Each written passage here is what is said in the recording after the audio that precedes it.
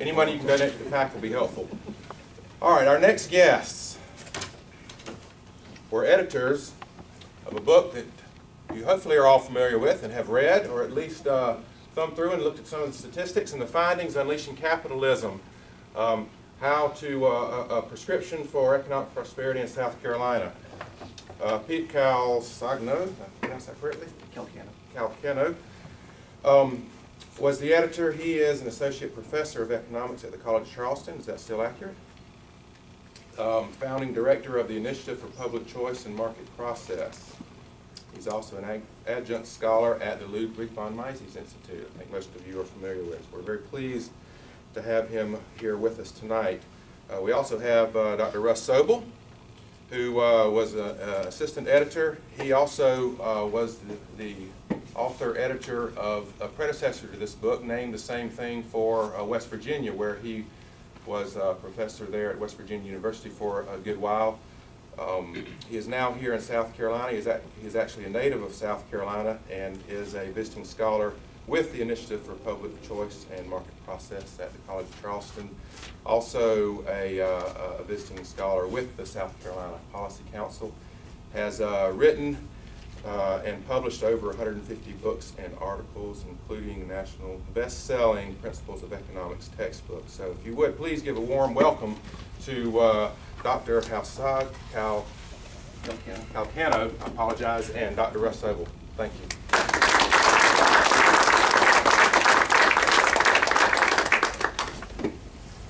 Well, I appreciate you all inviting us here tonight. When Talbert saw Talbert last month and at a policy council event. So, well, you know, I said if you have an opportunity, I said be happy to come and speak with your group anytime. And he quickly took me up on it, and he told me at the time that Ashley Landis, the president of the South Carolina Policy Council, would be the other speaker, which of course put a little fear in me. If you've ever spent any time in the room with Ashley, right, she's quite a presence and she's quite an act to follow. So the idea that I was going to have to be on sort of the same platform with Ashley was a little daunting. Ashley unfortunately couldn't make it, and I told Talbert, I said, well, Russ is now down here at the College of Charleston with us, and he's more than willing to do so. And then I thought to myself, dear God, what did I do? I don't think I've improved my situation. Sad part is at the moment now I'm thinking, Dee Dee's a tough act to follow. She just hit on a lot of things that I want to talk about. I have been an academic for several years now, and I got into academia because as a student, someone got to me and suggested to me that these ideas are important, right? That these principles of free markets are important, and one of the best ways to win this battle is to change the hearts and minds of people, right? So I'm in front of students every single day trying to do that, right? Trying to give them economic intuition, trying to explain to them why it is that economics matters and why capitalism is a source for prosperity. But I did want to try something different, and a few years ago when I was talking with Ashley, she said, well, what we need is something along the lines of a roadmap. Try something that can show people how we could make South Carolina a more free state, make it the freest state in the country. And I said, well, are you familiar with Russ Sobel's work, Unleashing Capitalism, West Virginia? I said, no. So well, we need to have a conversation with Russ. And as Talbert pointed out, Russ's book, Unleashing Capitalism, Why Prosperity Stops at the West Virginia Border and How to Fix It, was a predecessor to this, and it is a lot of the same principles that we took and applied to South Carolina. We brought a few copies of the book, so if anybody doesn't have a copy, feel free to come up and take one. I also brought a few brochures. Talbert mentioned the director of the Initiative for Public Choice and Market Process. That's a free market undergraduate research center is the best way I sort of think of describing it, that we run. We have speaker series and a variety of things. If you're interested, contact us. We'll put you on a distribution list to let you know about events that are happening down at the College of Charleston. Well, I want to start by laying down some background, and then specifically I want to talk about tax incentives and about financial incentives and about how it is that they work, why it is, as Dee Dee said, that we need to stop these. And to doing that, I want to sort of, again, sort of set the stage. So we think about this, a lot of people, and maybe this not so much in this room, but in general, people looking at South Carolina, I think, tend to think of us as a conservative state, right? One that might be, sort of has a small regulatory environment, you know, taxes that are competitive with the national average, and business-friendly practices. Okay, try not to laugh too hard. But if we take a lot closer look, right, what we find here is that we have one of the highest income tax rates in the country. Okay, we have some of the highest effective property taxes, and I'm going to show you some of the figures on that. And we're at an average income in South Carolina of about 80% of what the U.S. is. And so one of the things I want to think about here is I read an article just last week. A friend of mine, Art Carden, is an economist at Rhodes College and a contributor to Forbes. And he had a great piece this week. If you can, go ahead and look it up. And the title of it is that, get the exact title here. Right? I'm pro-market. We want free markets, not pro-business. Okay? Free market doesn't mean pro-business. And at the very end, he has this quote, and I want to read this. This is, the free market agenda is not the same thing as pro-business agenda. Business should not be protected from competition, losses, and bankruptcy when they fail to deliver for the customer. All three are essential to truly free markets and free enterprise. Right? So this is a lot of times what you hear from politicians. This is a lot of times what you hear in policy, right? We want to be pro-business, right? We want to be business-friendly. No, we want to be market-friendly. And markets mean that we can be successful and we have the opportunity to succeed. It also means that we have the opportunities to fail. Okay? And that we want level playing fields. So again, let me sort of set the stage here. What is all this about? Well, as Russ will tell you, right, this goes back to Adam Smith's question in The Wealth of Nations, right? 235 years ago, Adam Smith, Wealth of Nations, wants to know, right? The full title, if you've never heard it, is an inquiry into the nature and causes of the wealth of nations. Right? Why is it that some countries are rich and some are poor? What's that essential idea here? And the idea is that it's not about resources, right? It's not about, if you will, geography. I don't think either Russ and I brought it tonight, but there's a really great picture of North Korea and South Korea all lit up, and if you will, and you know, North Korea is dark and desolate, and South Korea is all lit up, right? Same people, same geography, and so forth. Big differences. So what does matter? The institutions, the rule of the game, right? We have our resources, we have our labor, our technology, and so forth, and these get funneled through the policies, right? The rules of the game, the incentive structures, tax systems, business regulations, and then we have the outcomes that come out of this, right? Not to steal too much from Russ, but he always has this analogy of, think of it as an oven. Okay? If the oven is broken, then putting in more cake batter to try to get more cakes out isn't going to work. Right? What we need to do is not think about this. We don't need necessarily more skilled labor. We don't need to try to improve this. We have a lot of these, right? And we don't need to necessarily try to rig these. We need to think about this stuff in the middle here, these institutional arrangements. How is it that if we take our skilled labor and our technology and so forth, if we put it into the right framework, we will get the right outcomes? Okay. And so we know that countries differ in capitalism. Well, as it turns out, states do as well. And there's Economic Freedom of North America Index. And in that it ranks states, right? So Russ has always been fond of pointing out that West Virginia is ranked 50th, a lot in this index, right? At the time we published, South Carolina ranked 25th, so we're right about in the middle. We have since declined, right? And just to give you an idea here, here's our per capita income. Again, here's South Carolina. This is the black lines. This is all 50 states, right? So we're 45 out of 50 in terms of per capita income, right? Average income, just a little over $39,000. Right? Dee Dee almost gave my speech here, right? We've got great natural resources here in South Carolina, right? We've got a nice geography, right? We have resources that can't possibly be, right? We have significant advantages. We have a port. We have all these things that should make us attractive, that should make us, right, a very prosperous state. And yet, we're not, right?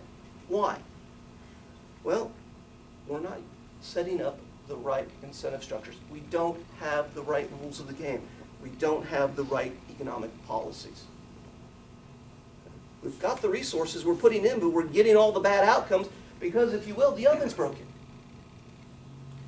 Now, this is the economic freedom ranking. This is for South Carolina. Okay? And you can see this is where we've ranked over time. And so there was a period of time where we were actually ticking up. Okay? And around 2000 or so, we've started on a decline, and it's continued on this decline. I've got another one that I want to show you that I like even better with per capita income. But take a look at this. This is our periods of growth, if you will, and economic growth rates over time for South Carolina. So you have this period, right, from 1982 to 1989, we're growing at approximately 3%, right? And then we have this period in the 90s, about 1.5%, and again around 2000, we're on the decline, right? We're growing at less than 1% a year. And this is obviously not a very good story, right? This is not one that we'd like to see. We'd like to have seen that we continue to have grown at that 3%. And so we've got to sort of ask ourselves, what is it that's happened over this time that kept us from keep growing, all right, per capita income to keep just increasing in our rank to go up, right? By, if you will, by 2007 here, we're not much better off than we were going back to 1980. I mean, we're almost back to where we started. Right? So we get faster growth rates, right? And then we got slower growth rates. And then this is probably my favorite slide. So the black line is the per capita income that we just had up here. The red line is the economic freedom ranking. They kind of parallel each other, right? So take a look, right? When our ranking was going up, when our economic freedom ranking was going up, in other words, on the things such as labor regulation, taxes, right, and so forth, when these things were improving and towards institutions towards capitalism, right, towards freedom and economic freedom, our income was growing, right? And we start to decline, and it continues, right? So where that started to tick down, again, right around 2000, you see the serious decline. Right? Income continues to follow with it, right? So these institutions, this is what I mean when we're talking about these types of institutions, our regulation, our regulatory process, our tax system, right? Our policies of economic development. All of these things have been tending towards less economic freedom, away from capitalism, and our income has been on the decline as a result. So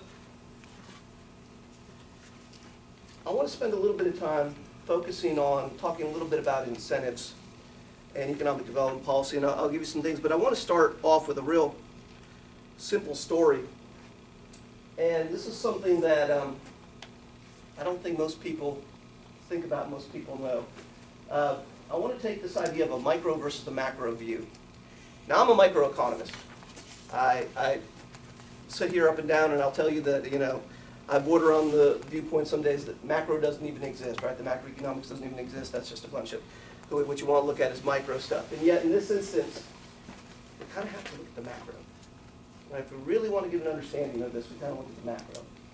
Well, I want to talk a little bit about what's known as the seen and the unseen, or the broken window fallacy. Frederick Bastiat. Any of you familiar with Frederick Bastiat? All right, this is my crowd. So Frederick Bastiat, French statesman, economist, he would be attributed to that, right? Pundit of his day. Used to write literature, and he wrote for the layperson. He wrote so that they could understand what was going on. And one of his famous essays, one of his most famous essays is what's referred to as the seen and the unseen.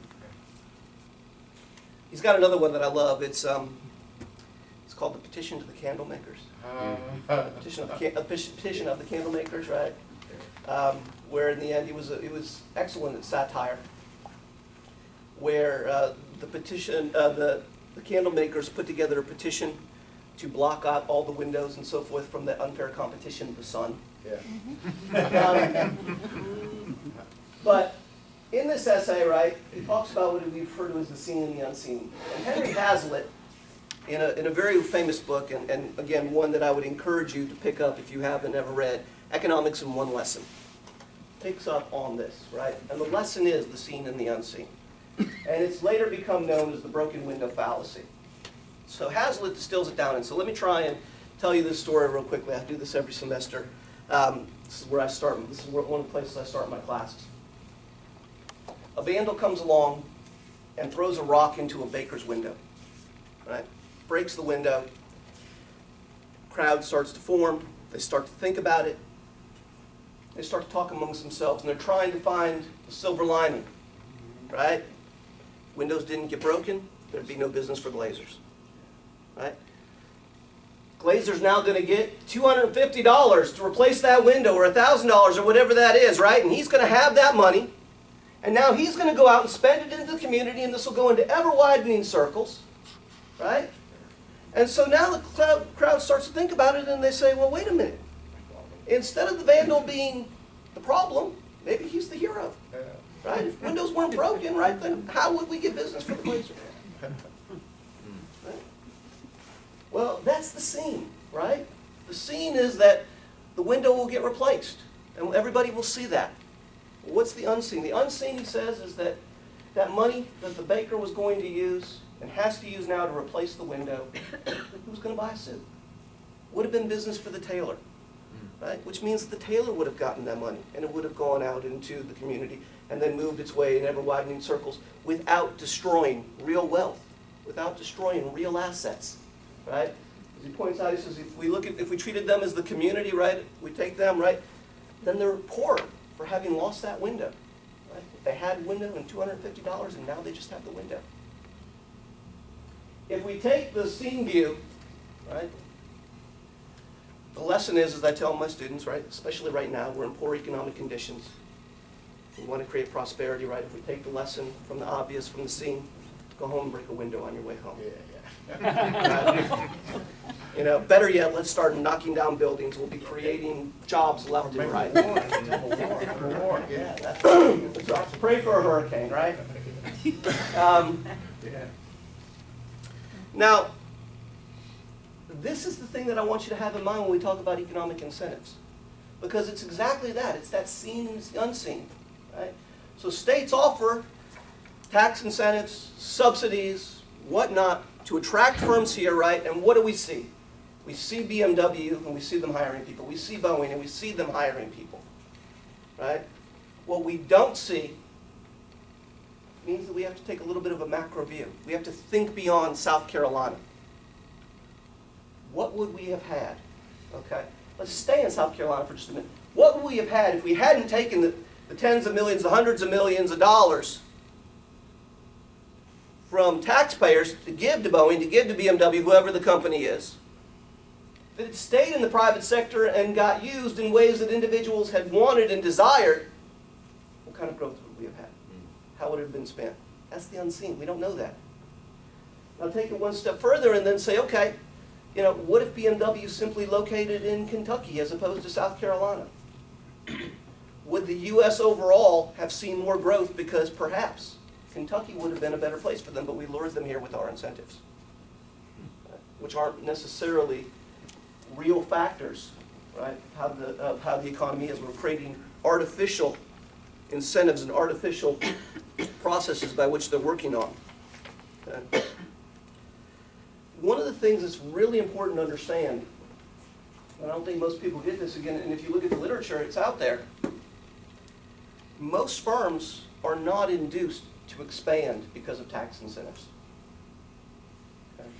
You may get a firm that already exists and moves from one locale to another. Well, that's not generally growth, right? Got 100 people employed over here. I moved this plant, and now we've got 100 people employed over here. We haven't generated any real economic growth but with that, right? And in most instances, Boeing, BMW, you take a lot of them, they've already made the decision to build the plant. Automobile manufacturers, they're already willing to do that. So then the question is where can they get the most spoils? Okay. And, right, the characteristics of the location, though, tend to actually be more important than the taxes. In other words, if BMW needs a port, they're not locating in the interior, folks. They're not going to move to Kansas. Right? Now, they may go somewhere else on the East Coast, right? But that port and those types of locations, that geography is more important to these firms. And so the taxes and all that is usually gravy. Right? So I want to tell you a story that some of you may know. I think this is a fun case. Right? I'll tell two airlines, right? Air South versus Southwest. Some of you may know about Air South. And Air South has a storied history, and it came about, but it ended up in Columbia, right, in South Carolina. In 1994, South Carolina state government backed Air South. Okay, put a whole bunch of money into them, and they lasted about 3 years. They were trying to compete, right? They were just a small little regional thing, and they tried to start offering legs to compete with the bigger airlines, and they couldn't do it. They weren't competitive. They were trying to reach beyond what was their comparative advantage. And after 3 years, they folded, and look at this, right? $12 million in state money lost. Right? Another $1.5 million from the city of Columbia for financing. And the politicians were backing this, right? This was going to create jobs. This was a way to get a low-cost air carrier into the area, right? Columbia was going to be their hub. Now, you got to wonder about that. No offense to Columbia, but sorry, this is not your tourist destination, right? This is not your tourist mecca. We have to wonder about that business decision from the very beginning. Now, look at Southwest Airlines. Okay. In April 2010, the state legislature was drafting legislation to provide incentives to Southwest. Right? $15 million was the figure. In May 2010, because they were going to locate in Greenville and Charleston, Charleston was trying to do something to sweeten the pot. So they wanted to add a 5% rental car tax, right? So that they could use that money for when visitors came, right? Only visitors would be taxed because no one else drives rental cars. And that tax would then help to go back to the airport and so forth, and be able to help waive fees and so forth for Southwest. Well, there was an article in the Charleston Business Regional Journal, right? And they reported that in 2010, legislation wasn't going to pass this year. It just wasn't going to happen. And in that article, right, I hate to pick on anybody, but the quote was there, so I have to do it, right? So Larry Martin of Pickens says, the incentive bill is crucial to attract a low-fare airline anywhere in South Carolina. No, I think really what he meant is it's crucial if we want them to come to Columbia. Because they were going to Greenville and they were going to Charleston. And in fact, right, so this is April. In May, while the Charleston County is still debating whether or not they can do the 5% tax on rental cars, USA Today reports that Southwest has decided to come. Okay? It says Southwest Airlines plans to begin flights to South Carolina next year and isn't waiting to learn if the legislature is going to provide its subsidies. Okay? They're still trying to work on it, if I'm not mistaken. Right? Because they want them to come to Columbia. So they're trying to work on the deal. I think that's right. But they had already made the decision. It was a good business decision for them to go to Greenville and to go to Charleston. And so Southwest Airlines is a very different model. We know that they've had a lot of success. And they didn't need the incentives. They didn't want them. They didn't wait for them. They couldn't wait for them, right? The targeted system, right, our current economic development system, is the government picking winners and losers. Okay? And while we know there's going to be winners and losers, that's the role of the market. Some people are going to succeed and some people are going to fail. Right? But it is not the role of the government to decide by trying to sweeten the pot, by trying to provide incentives. And Dee Dee said this quite well, right? What this does is it gives an unfair advantage to some firms, and it creates tax distortions because those tax bills still have to be paid. So it shifts the burden onto existing firms. It shifts the burden from larger firms to smaller firms.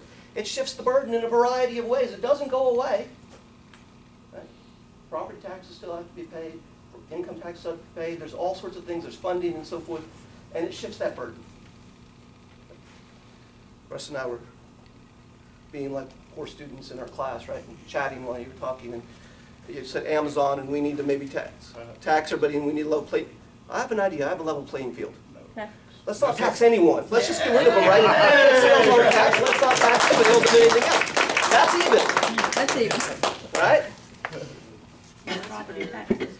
All right, so let me show you some things. Why do we do this in South Carolina in particular?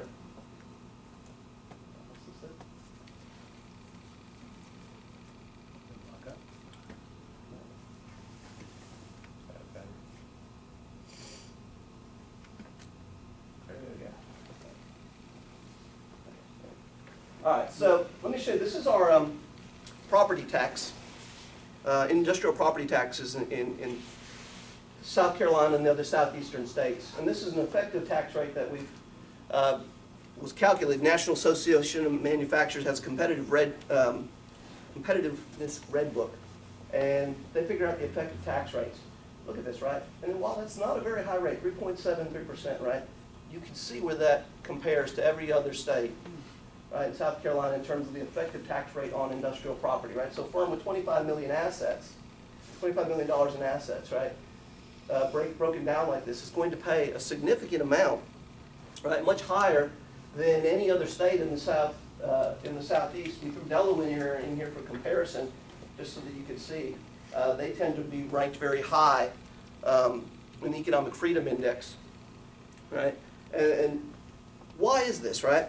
And in fact, this is the excuse I've heard legislators use this excuse, that because the industrial property taxes are so high in South Carolina, we can't attract companies. They don't want to come here. They're going to have to pay really, really high industrial property. So we want to offer them incentives to make up for that. Right?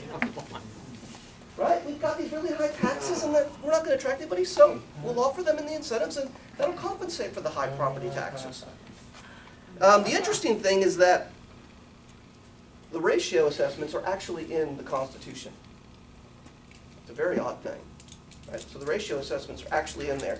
South Carolina, the legislator can decide what goes into which categories of for property. But the assessment ratios are actually in the Constitution. So actually what this means is that it's not as simple, to give them just a little bit of credit, it's not as simple as just passing a piece of legislation. They actually effectively have to amend the Constitution. But again, I would argue amending the Constitution would be a far better strategy, right, than trying to offer and target individual firms. Yeah. So, South look at Carolina's this. first in something? Yeah. We are first in something, yes, we are number one. So I like this one because my colleague, Frank Hefner, who actually co-authored the chapter with me in Unleashing Capitalism on this, we found this table, and this is actually from research done at the University of South Carolina on their economic impact of BMW.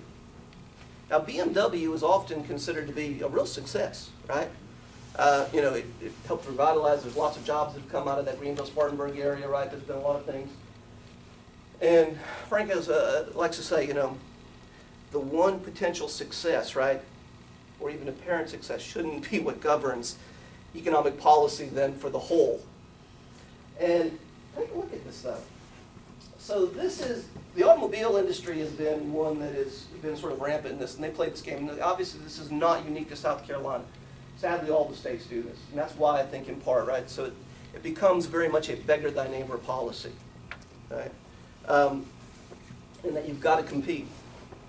And take a look at this. So this is the interesting, this last column, real incentives cost per job. Right, so we give them all these, we give them all this money in tax incentives and subsidies, infrastructure, variety of things, loans, right? And then think about it in terms of, right, how many jobs they say that they're going to create, and what that amounts to per job, right? So let's take us with BMW. $81,479 per worker. We want jobs, but do we want jobs at any price? Right? I mean, think about that, what that means in terms of what the firm has to do and be able to generate, what each of those workers has to do to be able to generate, to be able to return an investment on that, right? Okay. I don't know. I'm sure there's some people at the South Carolina BMW plant that are making over $81,000 a year. But I'm also willing to bet that there's a lot of people that make a lot less than $81,000 a year, and yet that's how much it costs us to create that job. Okay? Sadly, that's one of the lower ones, right? I mean, you're looking at this in terms of Alabama, right? Mercedes, almost $200,000. This is the one that actually got me interested in this topic. Right? I was living in Alabama at the time when that came in, and this is what actually got me started to think about this, and that why would we want to do this? And I know I said that the other one was my favorite with economic growth in this, but when it comes to incentives, I really do like, I like this one. This is actually, we didn't do any of these calculations. We calculated the percentages, but this is actually, again, South Carolina Board of Economic Advisors. So the far left column, right, is how much we're spending on economic incentives. Okay? And you can see we started off in 1994 with a piddly $32 million. 2007, I have been trying to find updated, I haven't been able to find this for updated, but 2006, 2007, $254 million. Right, so this is our path to prosperity, right? We offer firms incentives, they come, they create jobs, right? It generates wealth, it generates prosperity, it generates more income for the state treasury, right? All is well. So look at the percentages though, right? I mean, we have a couple of years where we go down, we have a couple of years where we really increase. This last one, 37%, right, from 2005, 2006, 2006, 2007. But look at employment, the changes in employment over time. Where's that growth, folks? More importantly, look at the percentage change in personal income over this time period, right? The last year where we spent the most money, 3% increase in personal per capita income. Again, what would we have done with that if we hadn't given them that money? What if that $254 million had stayed in the hands of taxpayers, business owners, right? South Carolina residents? What would they have done with it, and how much would that have caused personal income to grow? We need to avoid targeted tax incentives, credits, subsidies. We need to stop playing favorites. This only encourages lobbying. Right? We're only giving them a reason to ask for these things. Right? The more we do it, the more the rent-seeking, if you will, opportunities that exist, the ability to extract these types of things from government, the more that they're going to do it. Right? If we eliminate them, we seek a different sort of path, right? We could actually generate real prosperity. Now, I know this is really hard to read. It is in the back. I was trying to figure out a way to do this a little better, but this is, and I don't expect you to really read this. I'm going to read some of this stuff for you, but this is basically a survey of some of the literature out there from economists. And this is a very small sampling of this literature.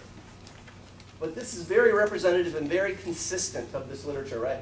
So you'll see that they've done stuff. These are studies that are going back from 1989, last one done in 2007.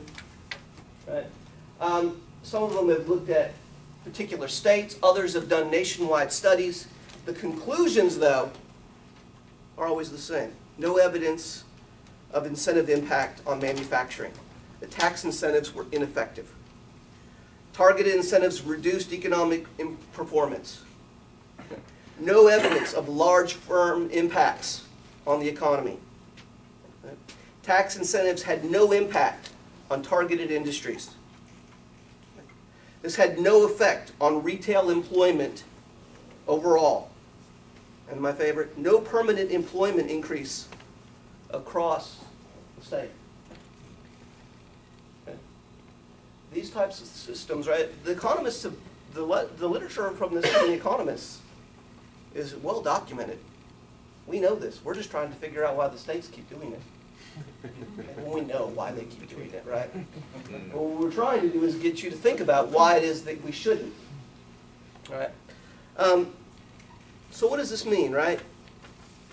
That we don't want to rely on entrepreneurs, right? That we want to rely on the entrepreneurs. We don't want to rely on central planning. We want the economy to guide the. We don't want the central planning to be guiding the state, right? We want entrepreneurs. We want the economy to continuously undergoing continuous change, right? failures and successes, right, to figure out what's going to happen. And the reason we want this, and we want this from this sort of bottom-up versus this top-down, is because we don't know. We don't know what's going to happen. The economist F.A. Hayek likes to talk about the idea that there's what we refer to as a division of knowledge. No one has all of it, not even a small group of us.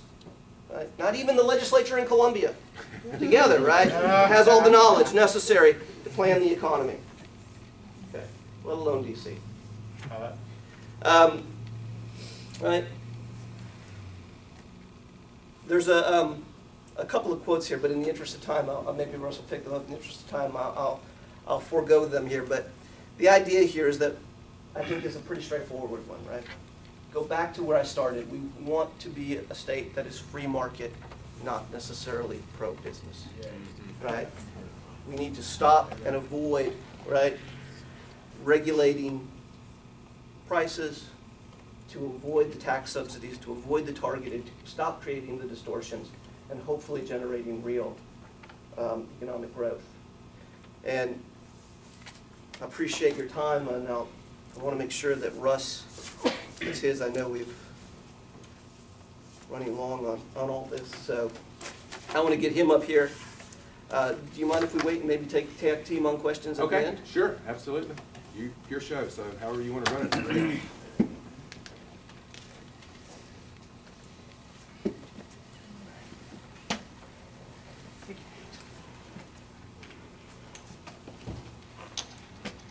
All right, well, it's a pleasure to be here tonight. I'm born and raised here in South Carolina, and I can't tell you how happy I am to be back. My biggest mistake of my life was leaving the state 20 years ago, and I'm doing everything I can to get back. I'm visiting at the College of Charleston this semester and trying to hunt down a permanent job while I'm here, so I'm hoping to get back home, and I really appreciate the opportunity to speak to you guys tonight. You know, I love South Carolina. It's a wonderful place, and it's sad that it's not a more prosperous place, particularly relative to some of the other places I live. You know, living in West Virginia, I know why that state's poor. It's hard to come here and understand why a place with the beautiful harbors, ports, and all this, you know, can't do better. I mean, if you look at the income rankings, income here is not necessarily, you know, very high, very much higher than in West Virginia. It's pretty sad. But it's easy to understand why. It's because the policy problems are pretty much the same in the two states. So I want to talk a little bit about some policy reforms, but I want to set the stage for it by talking a little bit about entrepreneurship. Before I do, I wanted to directly address the I-95 Corridor Authority, though, because I think that's important. I didn't know it was going to get defeated today, so I probably would have deleted this had I known that. But, you know, funny because, you know, politicians are always going around saying, you know, we need to build all these roads because just building the road creates a path of prosperity everywhere. And I think it's really funny because the whole, you know, the claims for why they need this I-95 Corridor Authority is because it's so poor all around I-95. If anything, that's proof that building roads like I-95 is not what pays well. We're doing it! You know? I mean, we got this one in West Virginia. It was a 2-lane road. You know, the politicians, you know, put their names up, turned it into a 4-lane road. Been there for 30 years. There's nothing there, right? The problem with these, I know, I joke with the stimulus money, they're making it into 6 lanes trying to increase.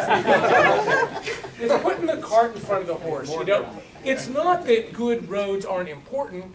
They're important when you have the businesses there who need to use them, who are trucking and moving things around. When you don't have the business with the trucks moving stuff around, building a road doesn't create that. So it's a cart before the horse problem. What you need to do is focus on your business policies, get the businesses going, then investments in infrastructure pay off, but only in retrospect. They're not a cause of growth. They're something that we need to provide, just like when there's a new neighborhood built and people move in. We don't worry about, are there going to be grocery stores and gas stations for them? They come automatically. Well, in the government sector, we need to provide the infrastructure to help support the growth, but the growth itself isn't caused by, you know, these government policies. You know, the question should be, how can South Carolina remove the barriers to make it easier for the entrepreneurs who are located or want to locate along I-95 to open, run, and grow their businesses?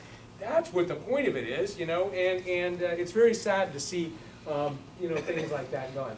We've had a lot of discussion tonight, and I probably don't need to cover some of the things because you guys are apparently a lot more educated than my normal audience is, throwing out words like crony capitalism and things I normally have to talk about. But, you know, quit playing favorites. This crony capitalism is really a sad situation. I think a lot of people out there are mad at capitalism, but they aren't. They're mad at crony capitalism. They hate big businesses getting all these handouts. And as a free market economist, I'm equally as pissed about that. And I was going to tell you a story about a business, but there's so many examples thrown out tonight, I don't need to tell you about the case of serious materials. But where I would like to go off for a minute is tell you a little bit about some of the academic research. William Baumol's a pretty famous economist. He probably will win the Nobel Prize in a couple of years. He's got this whole theory he developed about entrepreneurship that it's very important to understand. What he says is everywhere around the world, every country, every state, there are productive entrepreneurial people. The question is how they spend their time and talents. Where do they devote their entrepreneurial energies? And what he argues is that when you have bad policies, what you do is encourage people to spend their time and talents in unproductive ways that don't create wealth. Whether that's lobbying state government, suing other people, or just trying to get around and deal with regulations and make do and dealing with all these things. But then when you get your policies right, instead those same people turn their time and talents towards creating wealth. And that's the point that I want to drive home tonight. You know, one way to think about what he's saying is some people just claim his argument says the problem is in a lot of places there's too many lobbyists and lawyers and not enough scientists and engineers. There's actually a study that I did that ranks states based on their level of both productive and unproductive entrepreneurship. South Carolina does not very good at all in that. We've got a lot more unproductive entrepreneurship here than we have productive entrepreneurship when you compare it to other states. So this point about bad policies leading creative people to invest their time and talents in unproductive ways, I thought could use some examples, and it's also a little bit of entertainment value. But I'd like to tell you a little bit about the case of Romania. This is a map of the Economic Freedom Index that Dr. Calcagno talked about a minute ago. And if you look, here's Romania. You know, the red countries are the ones who least rely on markets. It's the poorest areas of the world. And the ones in blue and green are the more pro-capitalist countries. But Romania was part of the Soviet bloc. It's still struggling to get out of that. But it's a good example of a very poor place with very little entrepreneurship. And a lot of people say, the reason they're poor is because they don't have any entrepreneurs or any entrepreneurial individuals. Really? Let me show you some pictures. These are actually from a friend of mine's trip to Romania when he went there. You know, wait. What's the difference between their stores and ours? Well, ours have stuff on the shelf. Imagine being this owner trying to supply your customers with things. But here's where I really want to go. Is the next slide. See, all I have to say is I don't know how you get two cows in the back of a car. But I'll guarantee you, had this guy grown up in the United States, he would have invented the iPad. And that's the point. You know, it's not there's not creative people there. What they're having to do is spend their time and talents in unproductive ways. The problem there, of course, is a socialist economy, so things are allocated by the government. Trucks are reserved for the military, so the private citizens have to deal with cars making things work. Most of them are broken down, so they try to make do with what they can. But imagine if these efforts could be channeled into wealth creation and creating new products, how much better Romania would be. It's not a problem of talent. It's not a problem of higher education. These people are innovative. They just need the right policy environment. Now, let's talk a little bit about the flip side. What is productive entrepreneurship, the kind that creates wealth? Well, Schumpeter has this theory of creative destruction, where new industries come up and they're born, and then old industries go by the wayside. You know, I had a neighbor who used to be in the vinyl record industry, and you know, he lost his job, and he would never let his kids buy tapes and CDs because he was all mad about that. But this is, you know, capitalism is a very disruptive process. People are always fighting change because they're scared. They're scared. I don't want to lose my job. I don't want to change the way things are. But this dynamic process is a normal part of capitalism, and if you want to live in a prosperous country that moves forward through time, you have to be able to live with it, period. I mean, if you want everything to stay the same, well, there's a lot of places on the face of the earth where things haven't changed in 40 years because they try to restrict them, and that's the problem. You know, creative destruction is all about entrepreneurs searching for new combinations of resources that didn't exist before. You know, my daughter, when she was about 6 months old, I took her to this one-year-old baby birthday party down the street. My wife was sick, so I had to take her, and I was the only dad there. And I sit her down on the floor, and there's these Fisher-Price toys, and there's this one that has 4 holes, blue, green, yellow, and red, and then 4 balls, blue, green, yellow, and red. And this is really a Fisher-Price toy, so it's just a matter of put the right color ball in the right color hole. You know, so my daughter, who's 6 months old, promised she doesn't know her colors or anything, and drooling, sticking them in her mouth, puts all four, and I swear, the mom sitting across from me, her eyes got like this big, and she said, man, what are the odds of that? I said, 1 in 24. And that's but you know, as economists, we know those scores. And it's 4 factorial, 4 times 3 times 2 times 1. It's pretty easy to do. But the point of it is that there are 24 possible ways to put 4 balls in 4 holes. That doesn't even count the number of ways to only use 3 of them, or 2 of them, or 1 of them.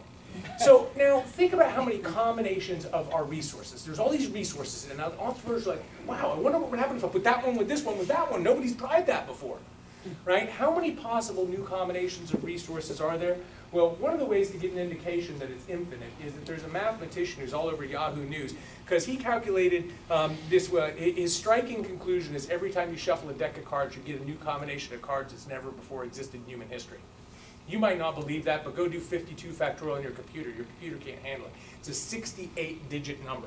In fact, even under an assumption that every human that's ever lived on the face of the planet did nothing but shuffle cards, and in fact, assumed they could shuffle cards 1,000 times a second and never slept. So every human that's ever lived, all they did was shuffle cards 1,000 times a second, we would have now, through human history, made it through about 1/4 of the combination of cards in the card deck. So the point is, even if you only have 52 resources to work with, there's almost an unlimited number of new opportunities. What capitalism is about letting crazy people try out all these new combinations and then giving them quick feedback with the profit and loss mechanism of whether they stumbled on a good one or a bad one. Did you invent mud pies or apple pies? Let the market tell you, you know, are people willing to pay for it? So, you know, the profit and loss system is what determines the path of wealth creation and entrepreneurship. And that's why it's so important not to mess with it with all these bailouts and subsidies, is because you're distorting the very process that drives entrepreneurial talent. All right? You know, policymakers are often saying things like, it's a shame half of all new businesses fail in their first year, we need to do something about this. Nothing upsets me more than when they say that, because I don't know what kind of world they want to live in. The world I want to live in is one where it's easy for everybody, however crazy you are, to start a new business. What would the business failure rate look like in my world? 90%. I want people to try out even these wild combinations of resources that you might not think work, just in case they do. I want a high business failure rate, because it means what I want to do is maximize the number of attempts. That's where the focus should be, not on how many of them survive. You know, this is one of my favorites. You think an economic development office at a state would invest in that group of people? You might recognize the guy in the lower left there. That's Bill Gates. That's Microsoft's first company photo. You know, the problem is these people are 1 in a million. They're trying new you know, the problem is, you've heard that if you invested with them, you did pretty good later in life. You know, you'd have made a lot of money, and it's true. The irony is they went around begging people for money. They couldn't get investors. You know, normally when you give a group of people who look like that, you're like, they run off and do drugs with it. You know, productive entrepreneurs like these crazy people keep just changing our lives in so many marvelous ways. You know, our homes keep getting better through time. You know, we've got air conditioning, central heating and air. That started by Willis Carrier, who was working as a blue-collar worker in a printing factory in New York City, who was trying to figure out how to make the ink stick to the paper for his boss. Invents air conditioning. And now we've got it in every home in America, you know? And it's not just that our homes are better. Look at our bathrooms. I know we're running over time. I came down to visit, was that like last November or whatever. He puts me up at there's this like guest housing at the College of Charleston. This was actually the shower they used at the College of Charleston. But it's the entire history of the bathroom, you know? An off-foot tub, then they add water. You can see it was piped in later, and then view the shower. I mean, look at our showers today. I think Mr. Jacuzzi is the most underappreciated entrepreneur of all time. We have all enjoyed his product so much, and so few people know his story. He actually took his son suffered from a debilitating leg condition. He was a farmer out in the Midwest, and what he decided to do was bring in one of his agricultural field pumps and put it in the bathtub with his son. Helped his son's condition out a whole lot. That's how Mr. Jacuzzi gets started, you know? You know, look at our cars and how they've changed, our phones. I mean, look at this. It really complains. When my students are complaining about how much an iPhone costs, I'm like, you realize how much that one costs? 10 times as much. You know, quit complaining. You know, our entertainment, our music, our science. You remember the Brady Bunch show where Mike Brady says, Bobby, don't touch that thing. It costs $300. He's referring to a calculator in 1972 like this. Those cost hundreds of dollars, right? Computers, this is a real ad from 1989 for a Radio Shack Tandy computer. Note it says monitor and mouse not included. $8,500. This is what capitalism does. This is what people like that guy with the cow in the car does when they're in America and in places that do. Our video games. Anybody using any guy in his 40s, you've got to remember that. Oh, yeah. Yeah. And then there was Atari football. Oh my gosh, Madden football is so good you can't even tell if you're white. There's reflections on their helmets, and you know, it's basically a story of going from Pong to Rock Band. You know, for those of you who like video games. You know, our medicine. This is in 1900. That's what the doctor had to work on you with. What's the main ingredient in his kit there? You know what that is? A fight strip. Bite on while he's using his saw. Yes, medicine's expensive. We can friggin' look inside your brain with medicine. You know, it's like, and look what's happened. Life expectancy in the last 100 years has gone up from 48 to 76. We've gained 30 more years of life in the past 100 years in America because of these entrepreneurial innovations. They could look at your brain back then, too. The problem is South Carolina's policies just aren't as conducive to this kind of productive entrepreneurial activity as they should be. And the sad thing is, since I've left, maybe the problem was I left, because in the last 20 years what's happened is this place's growth is just plummeting. You know, here's when I left. You know, this is back in 1988. We were in a three-way tie with Oklahoma and South Dakota. That's average income. Here, today when I return, here's the average income in those three states. The average person in Oklahoma and South Dakota is $5,000 richer than the average person in South Carolina. That's per person. You take the average family, 2.5 people, that's a difference of $12,500 in family income that's manifested itself just in the last 20 years. And it's really just a matter of small differences in growth rates. We've been growing slower than they have. And people don't appreciate how small differences in economic growth rates over long periods of time really matter. If you're in finance, you know the rule of 70, but I'm not going to go into that. Let me just show you this. Look what 1, 2, 3 generations out, what the difference is between growing at 1.2%, 1.7, 2.2. I mean, we're talking differences of $20,000 per person in income after a generation or two, just based on small differences in economic growth rates. Getting our growth up by 1/10 of a percentage point might not sound a lot, but boy, when you leave and come back 20 years from now, it's going to mean a lot, a huge difference. So what can we do to get that growth up? What I want to do is hit on some policy reforms that South Carolina could do to help foster productive entrepreneurship. First, and we've been talking about this all night, eliminate targeted tax credits and subsidies in favor of broad-based taxes. For every one of those things, what we should be doing, I don't care if it's 0.01% reduction in that manufacturing property tax or in the state income tax, just one at a time, notch all of them down in a broad-based way rather than playing favorites.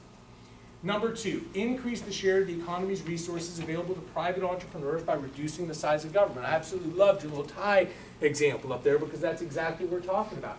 People just don't understand how much this matters. This is government spending as a share of the economy in all 50 states. South Carolina's got the 10th highest government spending in the country. I mean, they're eating up 40% of all the productive resources in the state are government spending. Only 60% of our resources are we leaving for private entrepreneurs to experiment. That's really sad. Hey, look who's number one. Yeah. Yeah, well, believe me, that's why I wrote the darn book. You think that's the path to prosperity? Let me take you back up to West Virginia. That's what happens when you get more than half the economy that's government spending. That place isn't poor because it doesn't have entrepreneurs.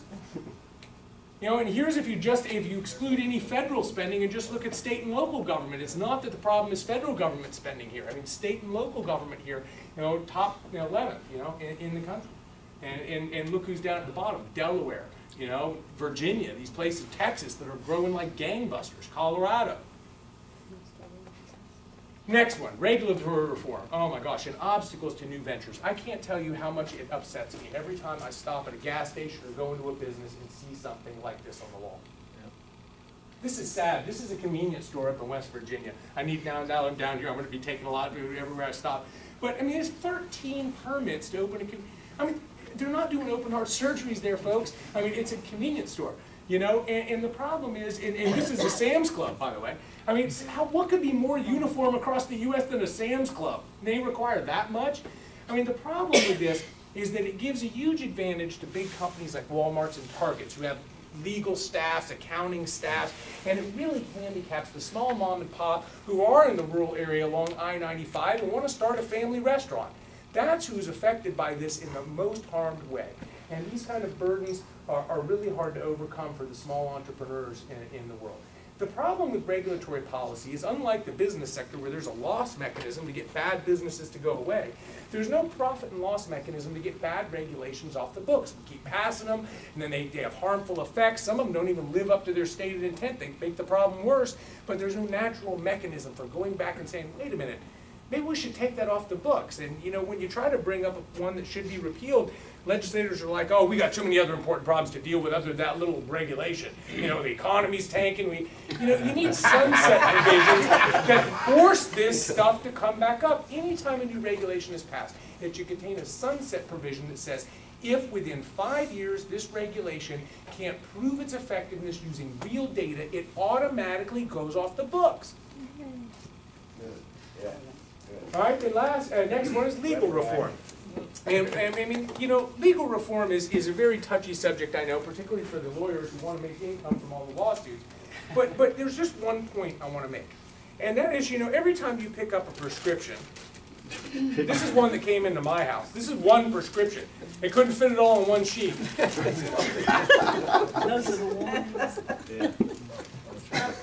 This is crazy, right? And the sad thing about this is that if you get on the antibiotic tetracycline, do you know you're not supposed to drink milk with it? That was buried on page 3. Did you not read it? There is important information, right? But the problem is it gets lost in this. And you know, all this stuff is here, and all those disclaimers you see on everything are always there. You know, but can you know what that is? It's scary. Is that, you know, all these lawsuits create a thing where, you know, even looking on bikes today, there's all these weird warnings. I mean, the problem is it confuses the information flow to people. There's important information and not. And you know, it's just really sad when you get to a state where, you know, things come like this and you can't even find the important information out of all the stuff that goes around. It's really sad. And the last area that I want to talk about is updating the state income tax code. As you know, if you're a small entrepreneur, you're a sole proprietor, the tax you're subject to is the personal income tax. You report it on your normal income tax return. Also, most of the new favored business classes like LLC, LLP, what they do is avoid the corporate tax, and you do it through your personal income tax. So really, the personal income tax to small entrepreneurs is the business tax that you're paying. Now, that doesn't mean that income tax aren't important to you and me and, you know, average citizens, but let me tell you a little bit about the problem with the state income tax in South Carolina. I thought some things had not changed since I left in the 1980s. Turns out a lot of things haven't changed since the 1950s around here, and that's the problem with our tax code. If you look at the 1959 income tax here in South Carolina, here's what it was. All right, so we had all the 1, 2, 3, 4, 5 six brackets here from 2.5% to 7%. The 7% bracket started at $10,000. Now that made sense because in 1959 the median family income here was $3,800. So if you pick the poorest family to the richest family, and you pick the one in the middle, in 1959 under this tax code they would have been in the 3% bracket. All right, so now let's fast forward. Here's the 2008 tax brackets, and now that I'm back, last time I gave a speech was about I need to update those in 2010. I don't think they've changed much. But if you look, the problem is we haven't updated these for inflation. They made one attempt to do it. They've minorly adjusted them. As you can see, it doesn't really matter. What's basically going on now is that you get in the top tax bracket in South Carolina with a family income of about $14,000. It's the only state in the nation where a family that qualifies for federal poverty guidelines is in the top tax bracket. This is crazy.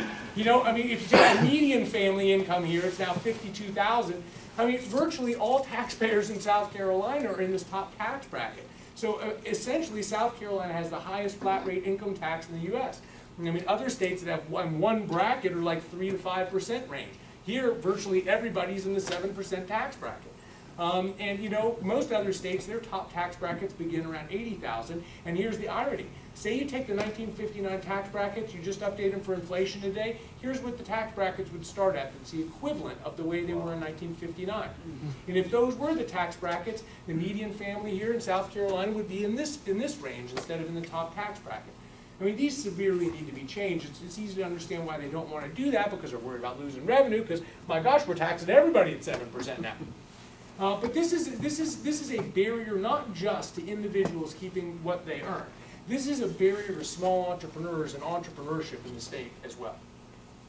So I appreciate your time. I tried to talk fast, so I didn't keep you over. I think I did pretty good. I think I'm only about 5 minutes over. So sorry I went a little fast there, but I want to make sure everybody got their chance.